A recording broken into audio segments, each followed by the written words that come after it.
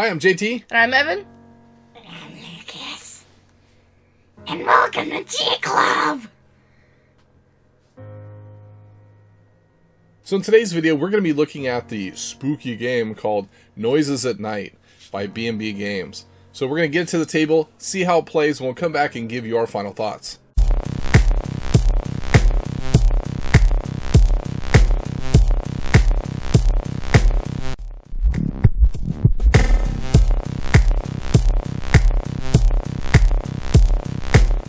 In Noises at Night, players take turns being junior detective Leo Larson, trying to uncover who is making the mysterious noises around Grandpa's spooky house. Is it the cat playing with the open can of sardines? Or Dad playing with a hacksaw? In Noises at Night, there are two phases. There's the clue phase, and there's the guessing phase. So let's talk about the clue phase. In the clue phase, you're going to be given a hand of 4 cards. You're also going to be given a reference sheet and a secret identity. In this case, we are the dad who likes the symbol of the wrench. Now, you also are given a reference sheet that shows you who likes what symbols. So you've got the flowers, the skulls, the wrench, and the bones here. Now, why is that important? Well, you score in 3 different ways. One, you will score based off of the number of cards that are played at the location of your secret identity. You'll notice that we put tokens out here on all the locations except for the bathroom. The bathroom is the only one that doesn't have one. You'll notice that the dad is actually showing up in the kitchen. He's over here. You'll see that token. So every card that is played at the location of the kitchen is going to score the dad 1 victory point. In addition to that, on these cards, there's all kinds of different symbols. So, you've got the flower symbols and the wrench. The wrenches here, the bones, as well as the skull. Now, the reason why these are important is because you're going to score based off of the type of icon that we like. So, if you recall, when looking at the dad, he likes the wrenches. So, any cards that are played face up with a wrench on it, he's going to score 1 victory point for every symbol that is out face up on the table. So if we ended the game right now, he would score 4 victory points just off of the wrenches alone. Now, the third way to score victory points is based off of guessing. If you can determine who your opponent is and be able to guess their secret identity, then you're going to score victory points based off of the number of rounds left in the game. So in a 2-player game, we have 7 rounds. You'll be able to start off right away by getting 7 victory points if you could guess their identity right away, which is pretty difficult early on in the game. However, if you guess incorrectly, they score those victory points. So if you take a wild guess in round 7, you could score them 7 victory points, which is actually a pretty significant amount. But if you pull it off in the first round and you get 7 victory points, that's going to be huge for you as well. Alright, so let's talk about a player's turn. So they're going to get this hand of 4 cards, and they're going to be looking to score points through this. So I can put down a card face down, or I can put it face up, but I have to play 2 of my cards out of my hand. So let's say that I want to play a card so I can get a victory point in the room that I'm in. So I'm going to put this in the kitchen, which is where my icon is, as you recall, we're the dad. And I'm going to get 1 victory point for that at the end of the game because there is a card in front. Now, when you play a card, you get to have whatever special abilities on that card. If you play it face up, if you play it face down, you don't get a special ability on the card. However, you still get the special ability on the location card. So in this case, the kitchen is going to allow us to draw 2 cards. So we'll draw 2 cards and we'll put those into our hand. Then what's going to happen is that I get to play my second card. So let's say I look through my cards and I say, well, I'm actually going to do the sardines because the sardines has 3 wrenches, and because my character, who's the dad, likes to have wrenches, I want to have that out face up so I can score victory points. Now, I could put this in the kitchen and score 1 victory point for the card and then 3 for the symbols later on. But I don't necessarily want people to think that I'm in the kitchen, so they can try to deduce whether or not I'm the boogeyman or I'm the dad. So let's just say that I want to put this in the living room. So I'm going to play this face up in the living room. There's no special abilities, just an open can of sardines, which always smells really good. And then I get the special ability of the living room. The living room says play an additional face down card. And so now I get to look through my hand of cards and go, well, since when I play face down, this one hurts me the least and doesn't give anybody else anything.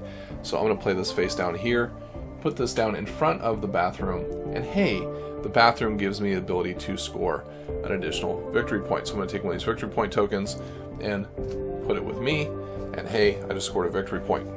Okay, and at the end of my turn, I would draw back up to 4 cards. Since I have 3, I would just simply grab one more card, put that into my hand, and voila, I've got a hand of 4 cards. Now, somebody who's looking at this could say, well, he could be the dad, or he could be the rat or the cat, because he put face up the wrenches and the bones there of the fish.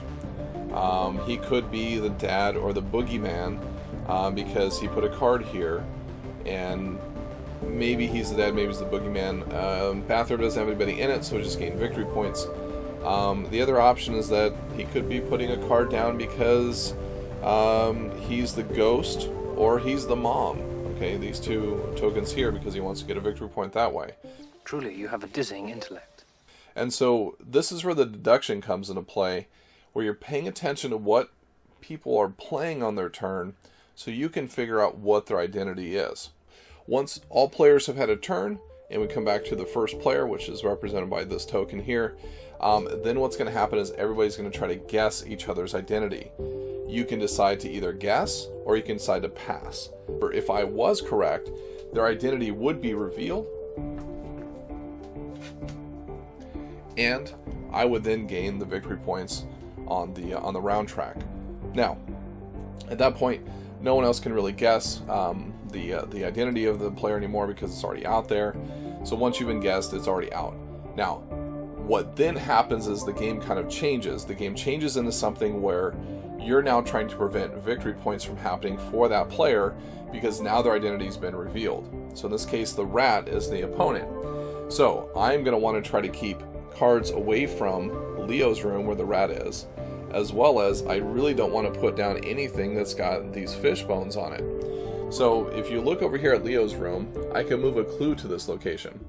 So whoever's the rat, my opponent, they're going to want to try to put cards there so they can move cards from other locations into that location there. The addict, on the other hand, allows you to flip a card in that room. So if you're playing face down cards there, you might be looking on the other side to start flipping cards over to hopefully find cards with the wrenches on it in our case, because we're playing the dad. Alright, so there's other cards here on the deck, so let's take a look at some of these cards. So this card here, the Howling Wind. The wind is blowing. Place this card anywhere and move one card from a room to another room of your choice. Evidence Extractor. Place this card face up in a room and extract any other card in that room from your hand. Cleanup. Flip a card in this room face down. And you can see just there's a ton of other cards, and this is really fantastic artwork. You can see here a little voodoo doll, banana peel, a mystery drill. Apparently you don't know what brand it is. An inventive auto hammer. Apparently this is going to be really accurate by the way that looks. If you have the identity of Jim Duggan, then this actually works out really well for you. Alright, so let's talk about events. So at the end of a round, you're going to pull an event card. So let's look at this one for a second here. Mystery items appear. Placing down mystery objects scores you 1 point right away. Thunder and lightning, very, very frightening. Me, Galileo, Each player will flip over a face down card at a room of their choice. This one is floating objects. After every player's turn, pass one card to the left. Full moon shining. No guessing penalty for this round. This is one of my favorite here, dust bunnies. I just love the art on this. Each player can pick up a face down card from a room of their choice. So then at the end of the round, you'll simply take the round marker, put it down to the next round, and that will signify the end.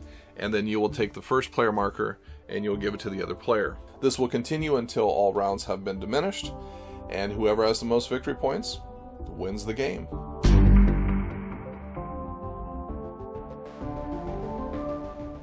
Alright, so let's get into our final thoughts. Lucas, what did you think of this game? I really liked the game, but there's some negatives I have towards the game. Like, you run out of cards super quick, and it says like 15-20 minutes on the box, and 4 players, all 4 of us, it takes us like 30 to 45. I like the game, but like I said, there are some negatives to it. Okay. Evan, what did you think? I thought the game was okay. The artwork was really fun. I liked that. The theme of it was okay. The gameplay, I think, like Lucas said, it says 15-20 minutes on there. We were going through it pretty quick, and it still took us about 30-45 minutes. The age range, I think it says 6 and up, which I can see that for me as we have played like harder games. I that wasn't really in my like difficulty area that we've done, and I think it would be better for smaller kids, 6 to 10 or 11 years old. Yeah. This game is one of those games that I think is really good for families with small kids. And that age range, like you said, about 6 to 10 years old is probably where that sweet spot is at. I think that there is a lot of potential here to kind of help somebody do some early deduction style games. And so I think that's where this game is really kind of designed towards. It's not really going to hold the attention of a teens and above, I think, for long periods of time. It probably play a game or two and could be kind of done with it. But I think when it comes to that age range, 6 to 10, I think that's where the sweet spot's going to be for it. I do agree on the time. This says it's a 15-minute deduction game. I don't know how it's 15 minutes, honestly. I think that's a little bit of a stretch. I don't know how you're going to get through that many rounds in a game and it be only 15 minutes. Every game that we played, as we went through, we were playing as quickly as we could, and it was usually 30 to 45 minutes every single time we played, at least in a 4-player game. I don't even know if in a 2-player game you're going to be able to do that, because in a 2-player game I think you get like 7 rounds or something like that. I think so. And if you get 7 rounds, maybe 9 rounds in a 2-player game, that's still a lot of back and forth. You're playing 2 cards each. I don't know how the math works on that with the time. But that's a small gripe. It still plays quickly, so it's not like you're feeling like you're sitting around waiting a lot to play your turn, so it does feel like there's a good like clip to it. You're not sitting around waiting, so it's not to say that it's a slow game or that it's a long game where you feel like you're sitting around. Concept's fun. The art is fantastic. I absolutely love the art in this game. It really draws you into the game and wants you to play it, right? I thought some of the art, like the banana peel or the flushing sound, I wonder where that was coming from, right? And so there was a lot of fun to be able to have. So there's a lot of fun moments we had playing this game as a family, right? We had a point where Mom turns to me and says, "Dad, are you Mom?" Right? And the boys got a kick out of that. They thought that was funny. And of course, there was that opportunity, as you have with boys that are these age, that when you continue to play and talk about how often you're going to the bathroom, that of course comes into play, as well as you can see the smirks on their faces. So this is good for junior detectives, I would say, if you're looking for something like that. Couple of things that I would say that probably need some improvement. We definitely need more cards. We played it numerous times, made sure we were checking on the rules, and that right there showed that we were running out of cards there towards the end. And like the last round, we just flat out ran out of cards. There are some issues with, I think, the tokens, identity tokens, and this is something they'll have a chance to be able to take a look at. And maybe that's what they're doing in this Kickstarter, is that the identity tokens really need to kind of be shored up to make it easier to identify. They just kind of blew up the identity and put it on a token, and it was hard for us to read, even in really good lighting and situations where we were trying to figure out who's who and looking out on the table. So those are some minor gripes that we have. I think overall, again, this is good for junior detectives, good for small families with small kids. So certainly recommend you taking a good look at this one and see if this might be something that's a good fit for your family.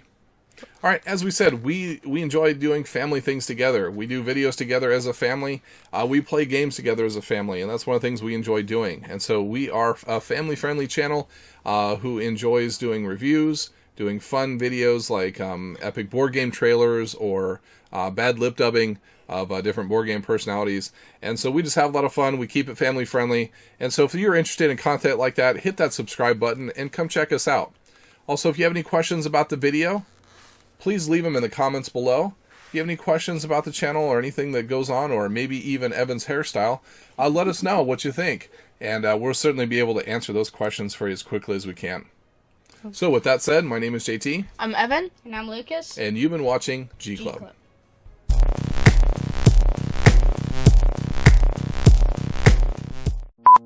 Hi, I'm Evan. And I'm Lucas. What?